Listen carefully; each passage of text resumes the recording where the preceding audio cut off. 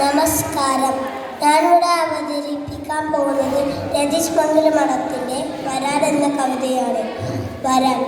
പാടത്തിനോരത്തെ വീട്, ഓലമേലുള്ളൊരു വീട്. പാടത്തിനോരത്തെ വീട്, ഓലമേലുള്ളൊരു വീട്. ആ കൊച്ചു സുന്ദര വീട്ടിൽ പൂനില പോലൊരു പൈതൽ, പൈതാലൊരു ദിനം പാടാവരമ്പിൽ പട്ടം പറത്തി കളിക്കേ. പെട്ടെന്നരികിൽ താമരപ്പൊയ്കയിൽ എന്തോ ഞൊടിക്കുന്ന ശബ്ദമെന്തെന്നവൻ നോക്കിയപ്പോൾ ഒരു പുള്ളി വരാലിനെ കണ്ടു. പുള്ളി തന്നോരത്ത് തുള്ളിക്കളിക്കുന്ന ചെല്ലക്കിനാങ്ങളെ കണ്ടു. ഇത്തിരി ദൂരെ കൈതക്കരികില ചമ്പൻ വരാലിനെ കണ്ടു. ചമ്പനും പുള്ളിയും ചെല്ലക്കിനാങ്ങളും നീന്തിത്തുടിക്കുന്ന കണ്ടു. ആശ്ചര്യം കൊണ്ട പൈതൽ പിന്നെ അയ്യോ പാപ്പുകിളെന്നു വിളിച്ചുകൂവി. അതു കേട്ടൊരുവനം ഓടി വന്നു ക്ഷണം പാപ്പിന്റെ നേർക്കണ്ണ് ചൂണ്ടിട്ടു. പുള്ളി തന്നുള്ളം ഭയന്ന് പോയി, മക്കളെയൊത്ത് ഭയന്ന് പോയി.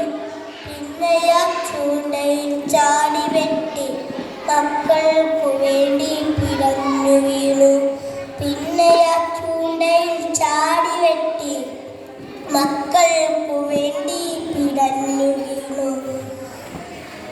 ചൂണ്ടാപ്പിനിയും കുളത്തിൽ വീണു, ചമ്പൻ വരാലും പിടഞ്ഞു വീണു. മക്കളത്രേ അനാഥരായി, അനാഥരോ കണ്ടവർ ഇരകളായി. അച്ഛനും അമ്മയും ഇല്ലയെങ്കിൽ നിശ്ചയം തീരുമീ പാപ്പിനപ്പോൾ. ഇങ്ങനെ ചിന്തിച്ച പൈതൽ വേഗം അച്ഛമ്മ കരികിലേക്ക് ഓടിയെത്തി. അച്ഛമ്മേ ഇനിയും പറയുന്നില്ലേ, അച്ഛനും അമ്മയും എവിടെയെന്ന് പരമാത്രം ഇനിയും പറയുന്നില്ലേ. അച്ഛമ്മയോട് ഞാൻ മിണ്ടുന്നില്ല. കരയാതിരിക്കിന്റെ പൈതലേ നീ, പറയാൻ ഞാനൊക്കെയും കേട്ടുകൊള്ളാം. പരലോകമൊരു ദൂരെയാണ്, അച്ഛനും അമ്മയും അവിടെയാണ്.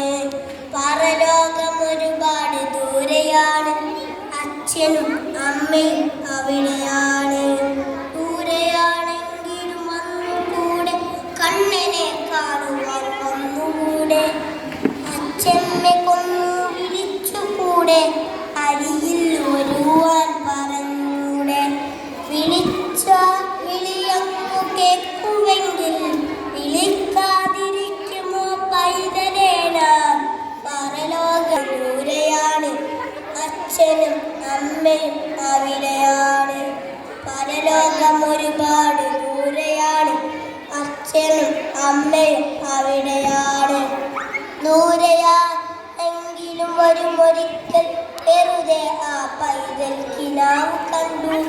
ദൂരെയാണെങ്കിലും വരുമൊരിക്കൽ വെറുതെ ആ പൈതൽ കിനാവ് കണ്ടു. പിന്നെ കിനാവ് കണ്ട് സുഖത്തിലേറി പാവം ആ പൈതൽ ഉറക്കമായി. പൈതൽ അച്ഛമ്മ കരികിൽ ഉറക്കമായി. നന്ദി.